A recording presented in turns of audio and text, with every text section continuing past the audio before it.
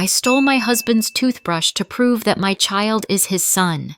Do you know how painful it is when your perfect family turns into a courtroom drama?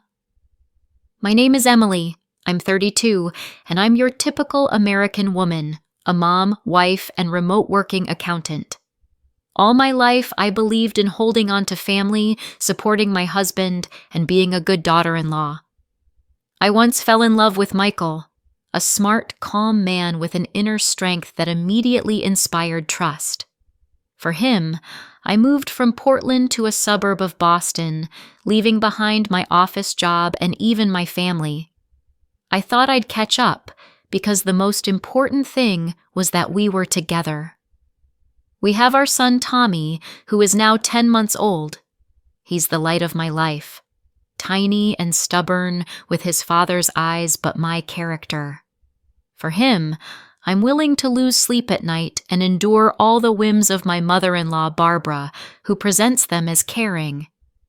Sometimes I feel like I'm living on sheer enthusiasm and strong coffee. That fateful evening started like 1,000 others, but I knew it was important for me. I had been preparing for a week, planning everything down to the last detail. Dinner was almost an event of the year, with my husband's entire family gathering, even his cousins. For me, it's always like an exam that you can't attend without a cheat sheet. On that day, I was on my feet from morning, meat from the farmer's market, only fresh vegetables, and I baked the apple pie myself to avoid criticism. I even matched the flowers to the tablecloth, all to feel, here it is, the family has accepted and appreciated me, and finally, I belong. The house smells of roasted turkey and apple pie. The table is set for 6 people. Everything is perfectly cleaned. I didn't even play music. I wanted Michael and Barbara to hear that I was in control. Guests arrive on time. Barbara, the stately mother-in-law, always with the expression, "I know best." Her husband John keeps to himself, only nodding at my dishes.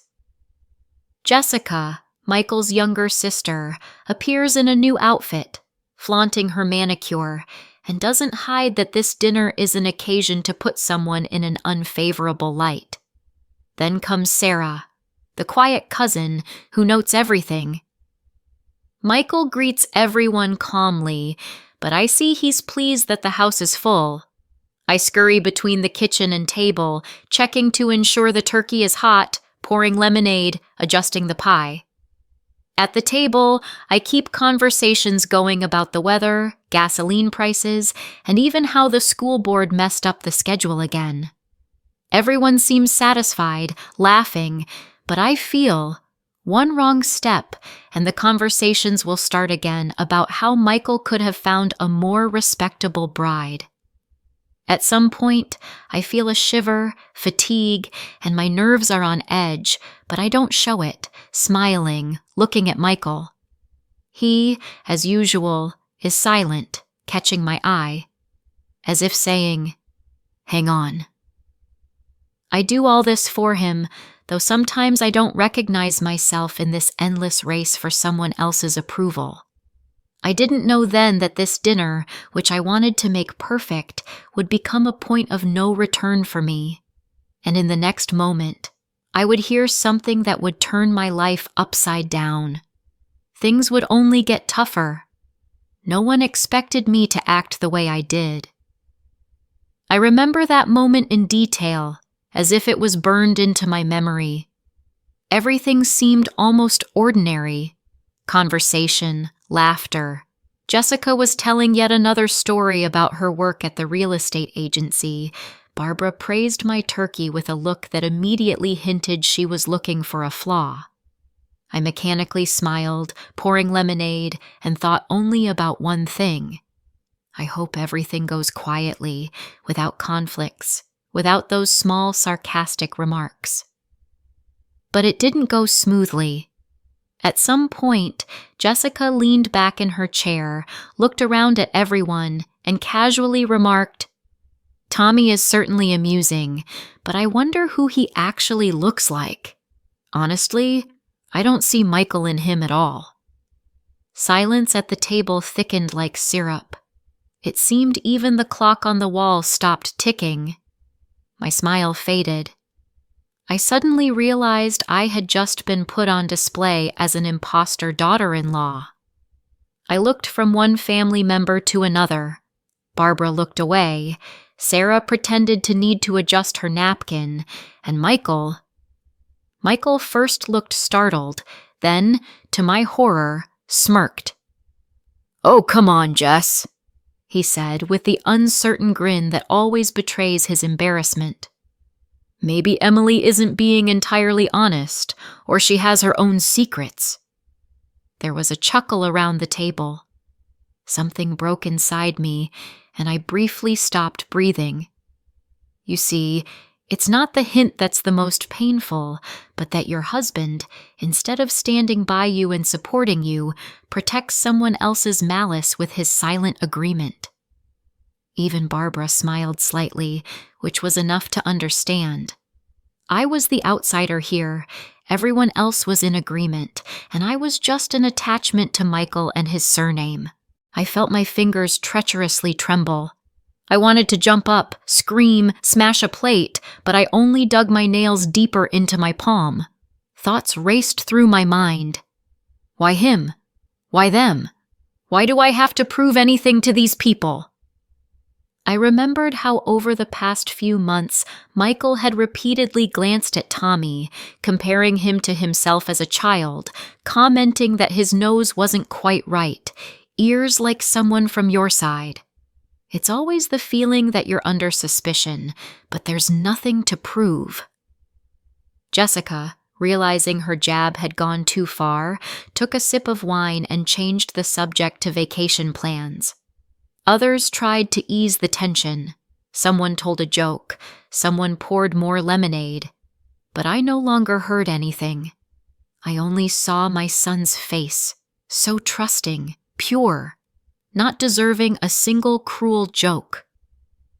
When the guests reached dessert, I stood up from the table, pretending to check whether Tommy had woken up. In reality, I needed to step out to stop the tears threatening to break through. In the kitchen, I leaned against the sink and for the first time in a long time, allowed myself to quietly cry. But at that very moment, I realized I wouldn't endure it any longer. I would find a way to prove who the outsider was here and who was real. And then it would be the daughter-in-law they would fear. After that evening, I changed inside. Something clicked. As if the last thread holding me in the role of a convenient wife and daughter-in-law snapped. I walked around the house quietly, almost like a ghost. But inside, a plan was forming. Not to retaliate. No, I wanted to breathe freely again. Stop living in fear of every family gathering. At night, when Michael fell asleep, I would lie with my phone for hours, reading articles, forums, searching for stories from women in similar situations. It turns out, I wasn't the only one with such kind families, and I'm not the only one hearing jabs about my child. But one thought spun in my head particularly insistently.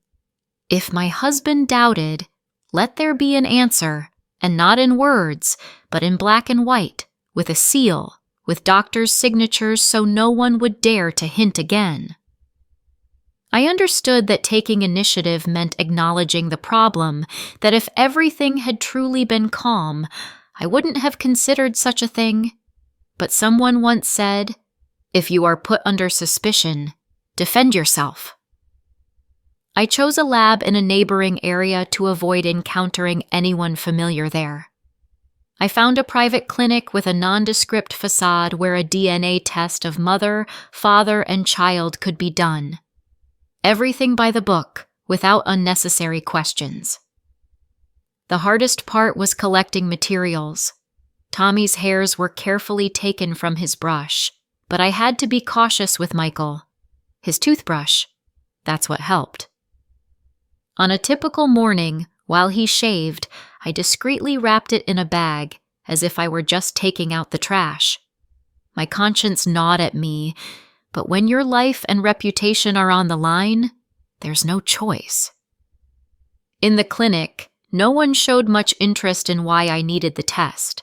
Strictness, reticence, formal tone, like I was applying for a new credit card. In the office, I was met by a nurse in her 50s with a stern face. "Are you sure?" she asked, not meeting my eyes. I nodded. "Sometimes these questions destroy families," she said. "But it seems you have something to lose." When I walked out onto the street with the paper for the test and the receipt for payment, it suddenly felt strangely light, as if I had dropped a huge weight from my shoulders. For the first time, I felt the ball was on my side of the court. 2 weeks of waiting turned into the longest in my life. I lived on a powder keg. Michael seemed oblivious to anything, behaving colder, often staying late at work, barely interacting with Tommy. Sometimes I caught his glance. Not angry, but worried, like a person afraid of something but not daring to ask. In those days, I acutely felt loneliness. My mother lived in Portland, my sister in Seattle. Only rare WhatsApp messages provided support. But I realized I could only rely on myself and my son. With each passing day, I became tougher, calmer. I even forgot how to smile, just gathering strength. Finally, a call from the lab. "Mrs. Emily, your results are ready. Please come by." The administrator's even voice sounded like a verdict. I arrived at the clinic with trembling hands. The envelope felt heavy like a brick. I opened it right in the car, fearing that if I waited until home, I'd lose it. I scanned the lines. 99.99%. Tommy is the biological son of Michael Anderson. No doubts remaining. I sat in the car, clutching the envelope to my chest, and cried. Not from joy. No, from resentment. Why did they do this to me? To Tommy?